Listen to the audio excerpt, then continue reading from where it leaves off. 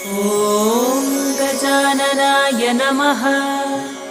ॐ गणाध्यक्षाय नमः। ॐ विघ्नराजाय नमः। ॐ विनायकाय नमः। ॐ द्वैमातुराय नमः। ॐ सुमुखाय नमः। ॐ प्रमुखाय नमः। ॐ सन्मुखाय नमः। ॐ कृतिने नमः। ॐ ज्ञानदीपाय नमः। ॐ सुखनिधये नमः। ॐ सुराध्यक्षाय नमः। ॐ सुरारिभिरे नमः।